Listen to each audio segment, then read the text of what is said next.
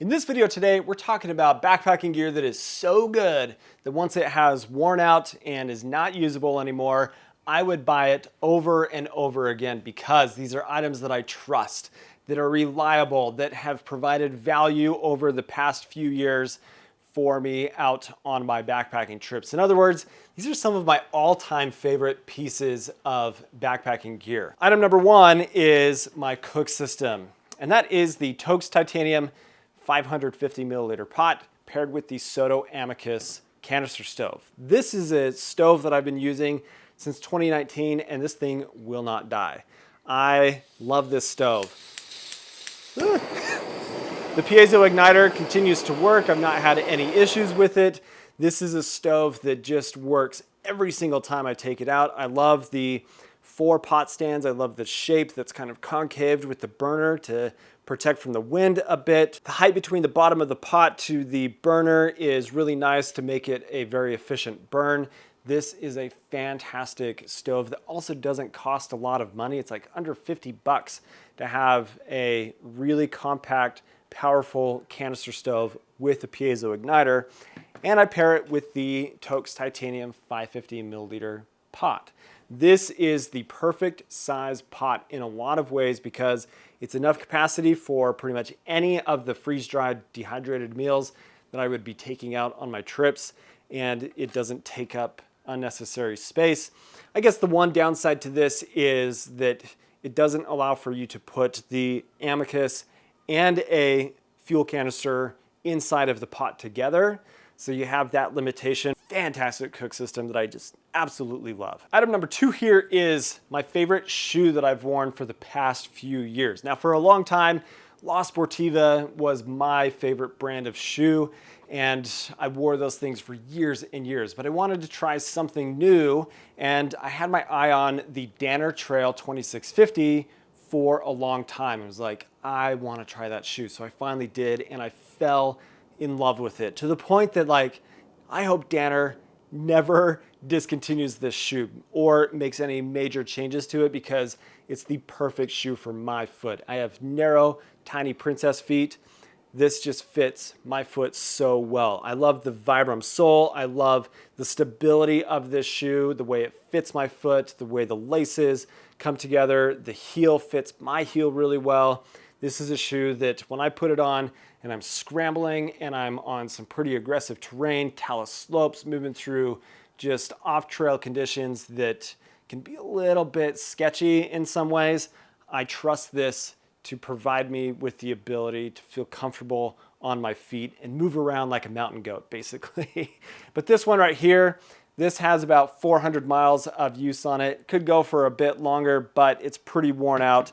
So for 2024, I've got another pair of them to use that will be a little bit more fresh and happy for my feet. It's worth checking out, but with any piece of footwear, make sure it fits your foot well and does what you need it to do. Just because I love it doesn't mean that your foot is going to love it. But that's the Danner Trail 2650. So keeping with the theme of wearable items, let's talk about my favorite base layer, my favorite sun hoodie, and that is the Outdoor Vitals Altitude Hoodie. This is a 100% polyester sun hoodie that has a hood and is long sleeved and is amazing. This has been on some pretty epic trails over the past couple of years, and it is showing its wear and tear from being out. But I'm impressed with the performance of this, the quality of it, and just how well it has held up from some pretty intense bushwhacking down in the Escalante area, moving through some Russian olives, some thorns, sage, tamarisk. It's just incredible how well this has held up. And the fit of this is amazing. For a long time, I wore the Outdoor Research Echo hoodie, and they changed it at some point. The fit of it became really awful, and Outdoor Vitals did a really nice job of the fit with this. The shape of the hood is fantastic. The long sleeves don't fall down your arms, and you're constantly having to like pull up the sleeve to keep it from falling down and being an issue. It's just amazing. I love this hoodie, and it's a really nice price point as well, like under 50 bucks for a high performance, super good long sleeve base layer sun hoodie. The next item we'll talk about is not actually a piece of gear, but something that I rely on pretty much every time I go out on a trip, and that's a mapping app.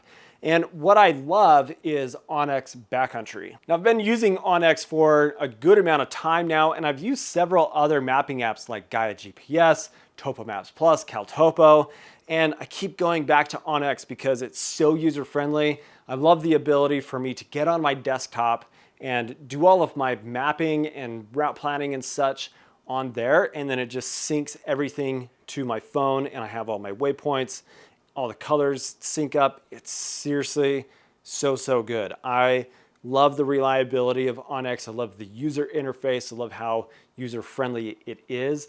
It's just a great mapping app that has become my go-to. And you can see here, I've mapped a pretty epic route for the Uinta Mountains this summer. And it's so nice to have that all contained in one place with everything else that I plan over the last few years and upcoming trips. There's a lot of information there. I love this app. So definitely worth checking out, and it's not sponsored by OnX in any way. I just love the way that this functions and the value that it provides when I'm out on my trips. Now, in a similar vein is a satellite communication device. And my favorite, my go-to satellite communicator is the Zoleo satellite communicator. I've been using the Zoleo very consistently, at least once a month to multiple times a month for the last 4 years consecutively. Now, I am an ambassador for Zoleo, so there is that bias of speaking positively of the device, but I wouldn't do so if it wasn't reliable and I didn't trust it and it didn't work. I wouldn't even bother being an ambassador. This thing works. It is reliable and I trust it. I've sent hundreds of messages. I have pulled dozens and dozens of weather reports. This thing is awesome. I have had friends that have had to call SOS using their Zoleo devices. I haven't personally had to do that, thank goodness, but it works and it's a really nice value. And I've used other satellite communication devices on the market like the Garmin Messenger, which is honestly a really good device, but what stands out to me about the Zoleo from every other device I've used, like the Bivy Stick, the InReach, the Messenger, is the user interface. The app of the Zoleo is so good. It just seamlessly works. It is very user-friendly. It's a great user experience, and that's what really sets this apart for me than other devices. Now, this isn't a perfect device. I have had some issues with it in the sense that in really narrow canyons, so like a couple months ago, I was on a trip on the Paria River where huge canyon walls, really narrow sky availability, and I did have problems with sending and receiving messages on the rate of time that would normally take for me to send messages. And I had a few hours at one point where it took for messages to come and go, but that was pretty conditional to the area that I was in. The other issue that I've had is that sometimes when I power it on and I don't wait long enough for it to connect to satellites and get the GPS location, when I hit this check-in button, I'll look and see that the check-in message that was sent didn't include the GPS location. It said location cannot be found, but it still sent an I'm okay message to my check-in contacts. Other than that, this has been amazing and one of my favorite pieces of gear that I've used over the past few years, particularly the 4 years that I've been using this pretty much every single month for that time period. Now, next up here is my go-to water filtration system. That is going to contain the Sawyer Squeeze hollow fiber filter paired with the Canuck Vecto X 2-liter water bag. I've been using the Vecto since it came out, which I think was 2017 or so, maybe earlier, but I've had several of these over the years, and the X model solved the issues that I was having with the previous models that I was using of just the standard Vecto. I spent a lot of time in the desert. There's a lot of pokey things, and what I ended up having pretty frequently were pinhole leaks that I'd start squeezing water out of it and I've got water spraying out all over the place. But once I got the Vecto X, when this came out, I was excited about it because it's a thicker material. It's a little bit heavier, but that's not a problem for me. This has not had any issues. And I think that this is the smartest designed, easiest to use for water collection water bag on the market. I love this thing. It's a fabulous value, and I will continue to use it because of how good it is. Paired with the Sawyer Squeeze water filter, I've used bunches of different kinds of water filters, pump style filters, other types of hollow fiber filters. I keep going back to the Sawyer for a few different reasons. As a brand, I love what Sawyer is doing to provide clean water to people in other countries that don't have access to clean water. So when you purchase a Sawyer product, you are helping other people get clean water access, which is amazing. And I had that experience firsthand, and it has made me a convert to Sawyer moving forward because of that. But from a usability standpoint, just my experience in the field with this has been reliable, and I trust it. And I haven't had issues like I've had with other hollow fiber filters. My quick draw that I had issues out of the gate from the factory, and my VersaFlow, it caused a problem out in the field as well that made it so I didn't really trust it anymore. And the Be-Free, I just really don't like that thing. It works really good out of the box and then very quickly stops working. At least that's been my experience. The Sawyer, however, give this thing a really good back flush, soak it in vinegar, and just take care of it. And this thing will work just like the Energizer Bunny, basically. It'll just keep going and going and going. Now, the last item we're gonna talk about is this guy here. This is the Big Agnes Skyline UL camp chair. Chairs are amazing. If you're not using a chair for your backpacking trips, you should start using a chair. What I love about the Skyline UL is several different things.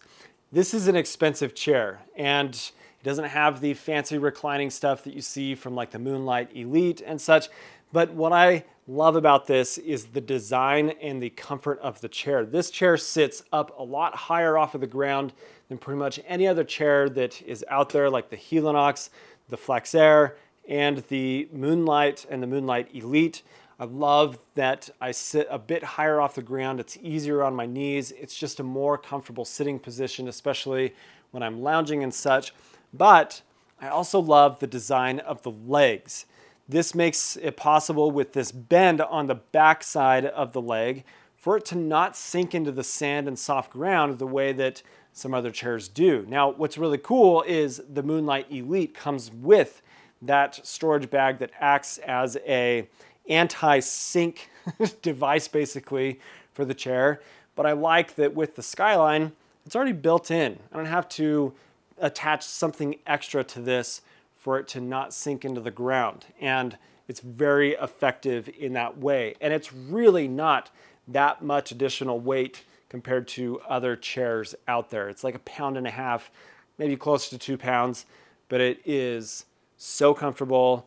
And this one has been going for several seasons at this point and doesn't show any sign of dying anytime soon.